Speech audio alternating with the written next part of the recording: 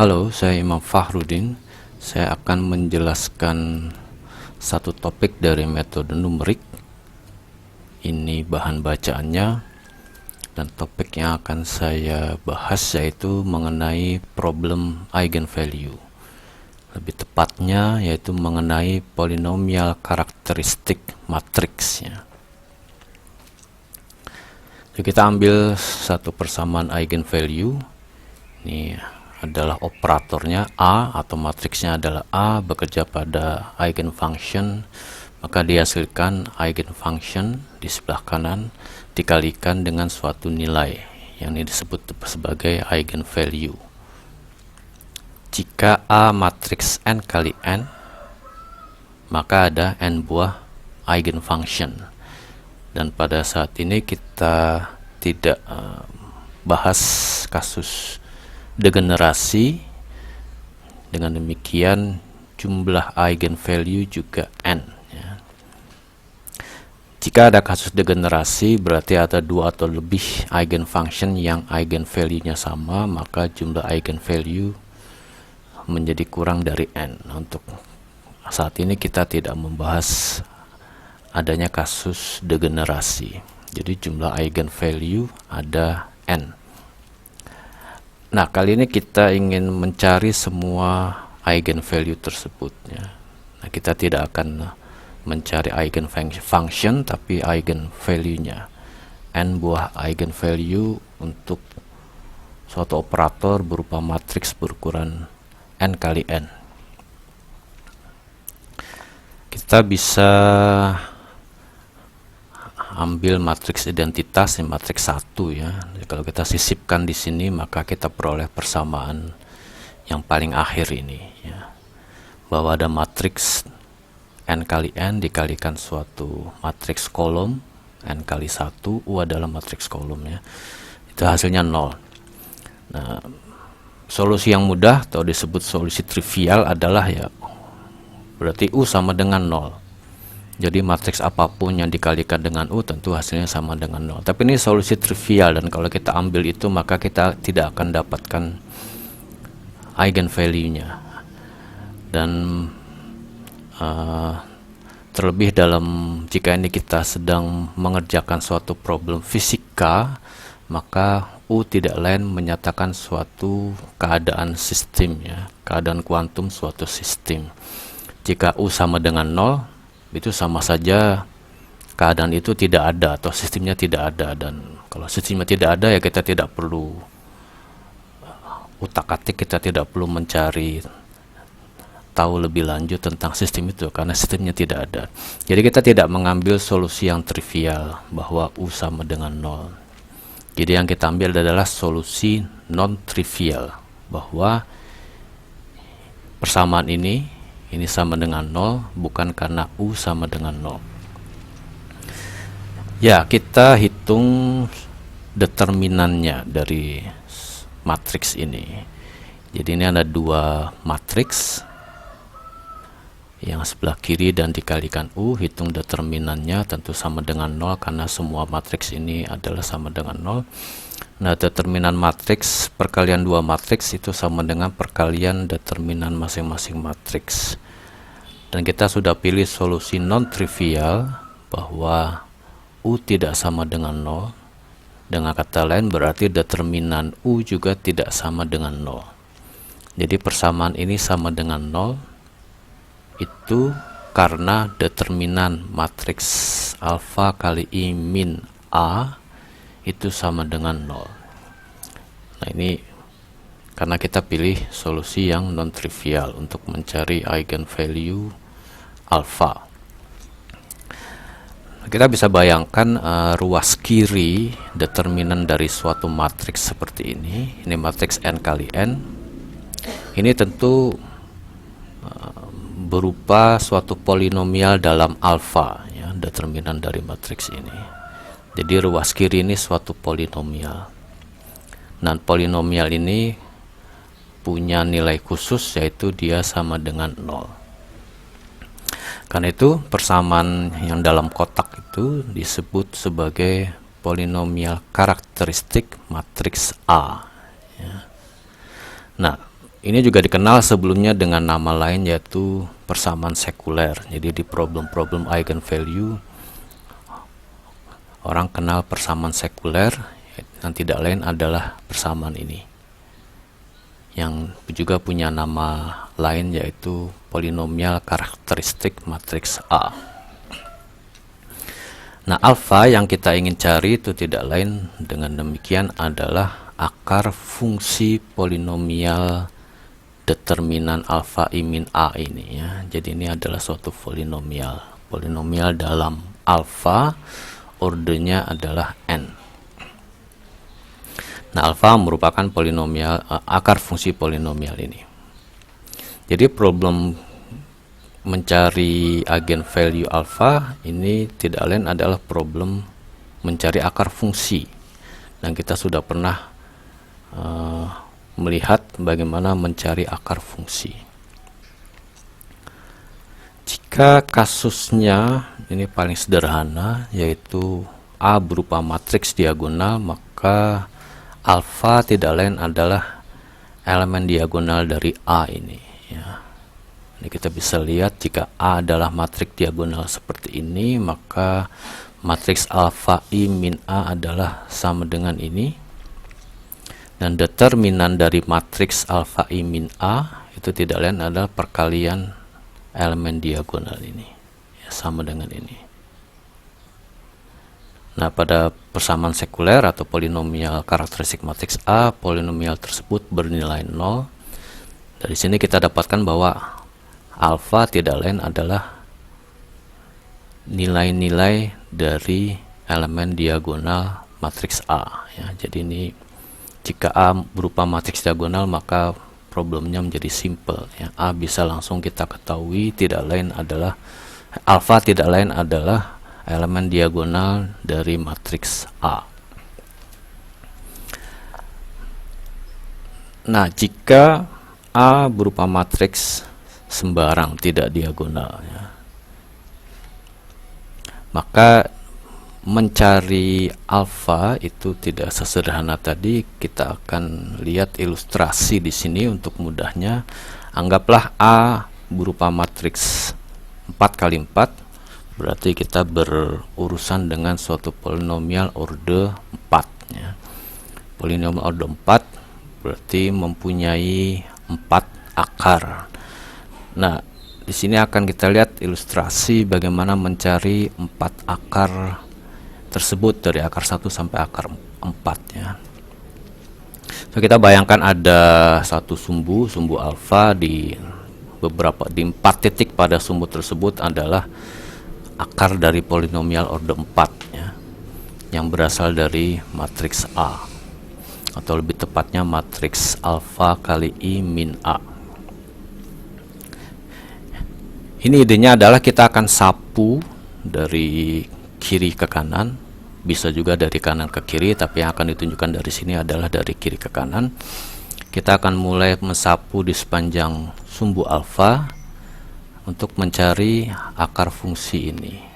Untuk itu kita perlu punya gambaran ya, kira-kira batas-batas daerah yang berisi akar-akar polinomial orde 4 ini apa, atau akar terkecilnya nilainya kira-kira berapa, atau akar terbesarnya kira-kira nilainya berapa ya. Jika kita ingin bergerak dari kiri, dari yang terkecil menuju terbesar, maka kita perlu tahu gambaran atau perkiraan bahwa akar paling kecilnya nilainya berapa, supaya kita bisa menentukan kita mau mulai menyapu dari daerah mana ya.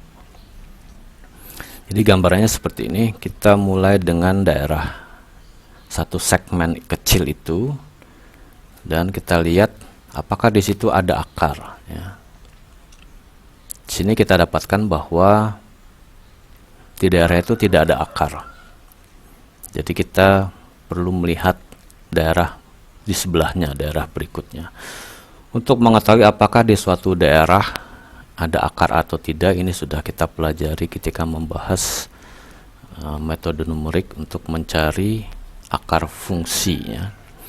Jadi di secara gambar kita lihat saja di sini tidak ada akar, maka kita bergerak ke daerah sebelahnya. Tapi secara metode numerik ini sudah kita lihat bagaimana mengetahui ada atau tidak akar dalam satu daerah sempit ini ya. So kita bergerak ke daerah sebelahnya, ini juga tidak ada akar, sehingga kita lanjut bergerak ke daerah sebelahnya ya. Nah, di sini didapatkan bahwa di daerah ini ada akar. Nah, setelah tahu ada akar di daerah itu, maka kita cari akarnya. Ini bisa menggunakan bisection atau Newton-Raphson atau false position atau metode secant ya. Metode-metode yang sudah kita pelajari ketika membahas pencarian akar fungsi.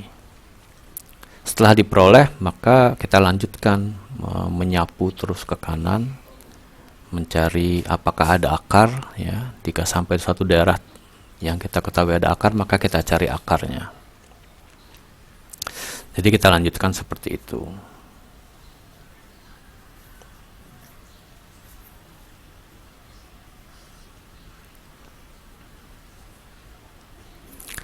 Nah, di awal kita ketahui bahwa problem ini adalah problem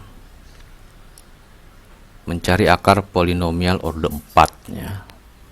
Jadi kita tahu bahwa akarnya tidak mungkin ada lebih dari 4. Karena itu setelah kita dapatkan 4 akar, maka kita stop. Tidak perlu kita terus mencari ke kanan, karena kita tahu problemnya adalah problem polinomial order 4. Berarti jumlah akarnya maksimal 4 ya. Jadi jika sudah diperoleh 4 akar ya kita stop. Oke. Nah, dalam mencari akar fungsi atau akar suatu polinomial, pada prosesnya kita akan banyak menghitung fungsi ini ya, atau fungsi polinomial ini. Nah, sekarang bagaimana menghitung fungsi polinomial dalam alfa ini ya.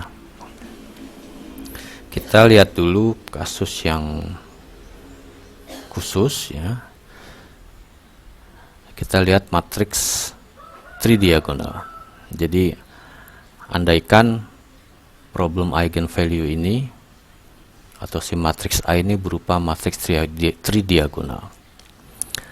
Nah, kita ambil saja dulu suatu matriks umum, tidak harus A, tapi dia tridiagonal. Sebut saja matriks B ya. Nah, kita akan melihat bagaimana determinannya, bagaimana menghitungnya ya. Kita ambil matriks sembarang B tapi bentuknya tridiagonal, digambarkan seperti ini. Kita lihat determinannya. Kita mulai dengan yang sederhana, yaitu B matriks 1 kali 1. Berarti hanya ada satu elemen B11, dan determinannya mudah, tidak lain adalah elemen itu sendiri. Jika B berukuran 2 kali 2, kita peroleh determinannya ini mudah. Kita kenal ini adalah perkalian diagonal ini dikurangi perkalian yang off diagonal ini ya. Diperoleh ini. Nah, yang kita lihat adalah di sini ada B11. Kita sudah lihat bahwa B11 adalah determinan matriks seperti ini.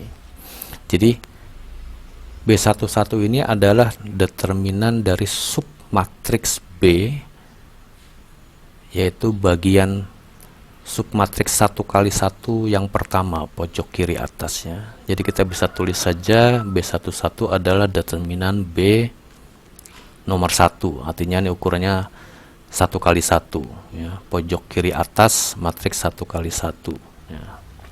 Dia berupa submatriks dari B yang berukuran 1 kali 1, posisinya di pojok kiri atas. Kita lanjutkan melihat determinan matriks B yang berukuran 3 kali 3 untuk matriks tridiagonal. Diperoleh determinannya sama dengan ini. Jika kita lihat yang dalam kurung ini tidak lain adalah determinan dari matriks ini, Ini tidak lain adalah submatriks dari matriks B bagian pojok kiri atas berukuran 2x2 ya.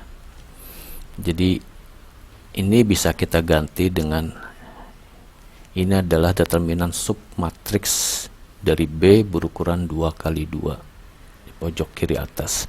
Di sini juga ada B11 yang kita tahu adalah elemen matriks determinan dari matriks seperti ini.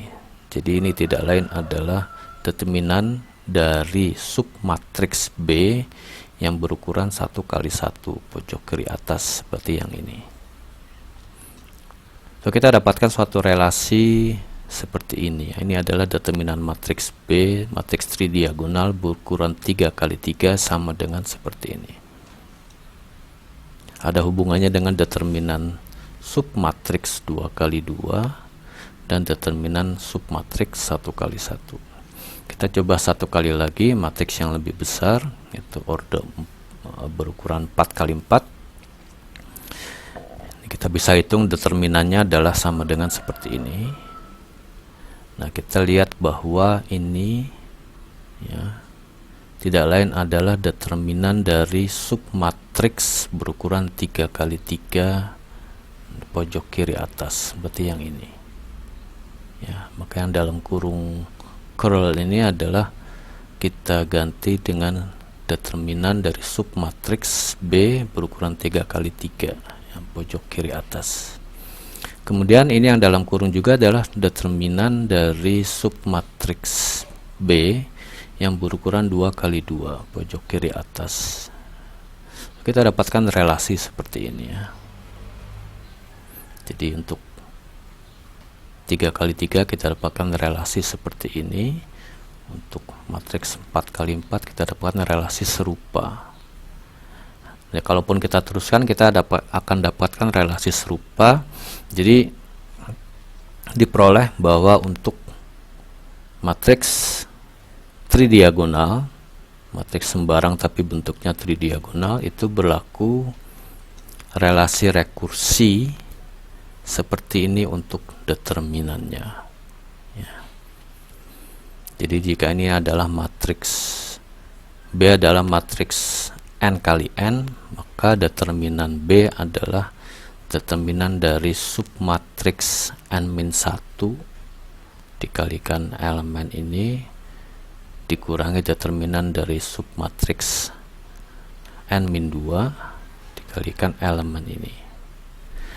Nah, submatriks dari determinan dari submatriks B berukuran n-1 sendiri bisa dihitung menggunakan relasi rekursi ini ya. Tentunya sekarang n-nya jadi ini adalah n-1, maka ini menjadi n-2, ini menjadi n-1, ini menjadi n-3, ini menjadi n-2, ini jadi n-2 seperti itu ya. Jadi ini relasi rekursi. Jadi kita bisa bayangkan bahwa untuk menghitung determinan matriks tridiagonal B, kita bisa mulai dengan menghitung determinan, kalau saya gambarkan di sini, determinan submatriks 1x1 dan determinan submatriks 2x2 ya. Berbekal dua nilai itu kita dapatkan determinan submatriks 3x3.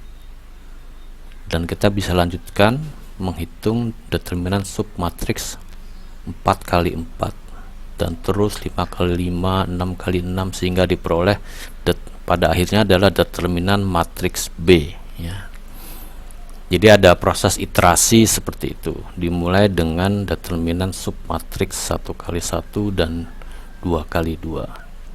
Ada iterasi mencari determinan matriks 3x3, balik lagi menggunakan relasi rekursi yang serupa, kita hitung determinan matriks 4x4 dan terus sampai matriks yang seluruhnya ya. Nah, cara ini bisa kita pakai untuk mendapatkan determinan dari matriks alfa I min A ya. Jadi jika kita ganti saja B dengan alfa I min A, maka kita peroleh determinan dari matriks alfa I min A. ya.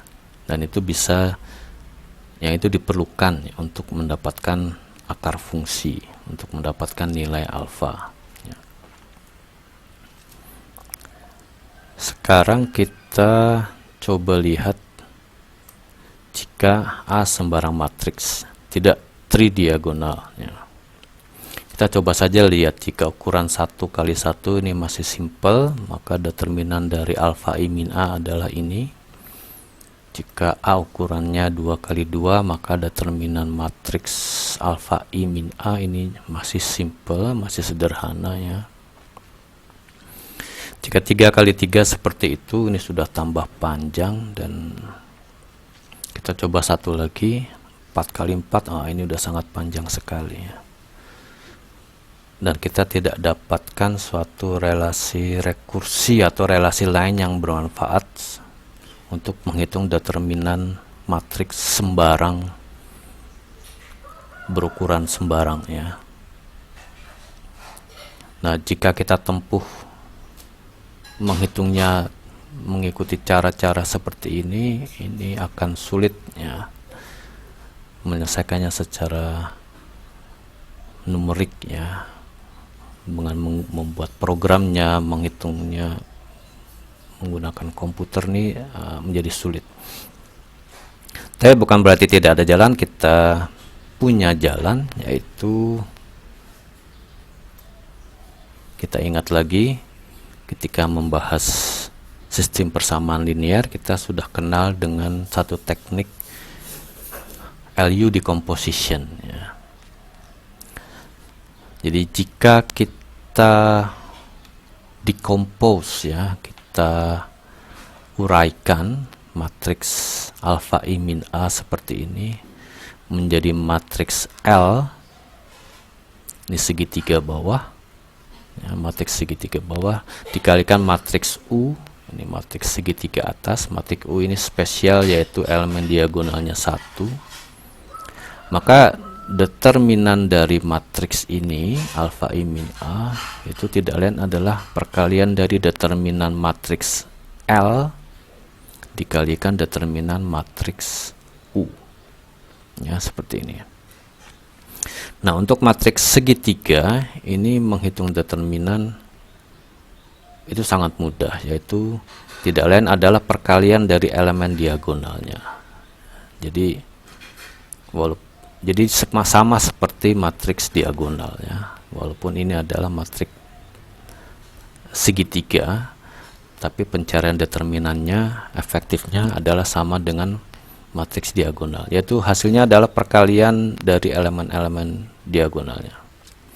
Nah, untuk matriks U, karena elemen diagonalnya 1, maka tentu nilai determinannya sama dengan 1, sehingga kita hanya perlu menghitung determinan dari matriks L, yang tidak lain adalah perkalian dari elemen diagonalnya. Jadi dengan cara melakukan LU decomposition pada matriks alfa I min A, kita bisa menghitung determinan matriks alfa I min A dengan cara yang mudah ya, dengan cara yang sistematik, dan ini mudah dibuat programnya ya, untuk dihitung oleh komputer. Demikian penjelasan saya tentang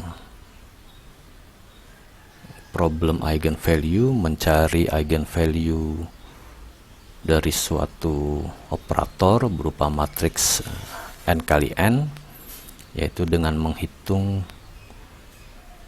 akar fungsi dari polinomial karakteristik matriks atau operator tersebutnya, yang ini juga disebut sebagai persamaan sekuler ya. Sekian, terima kasih.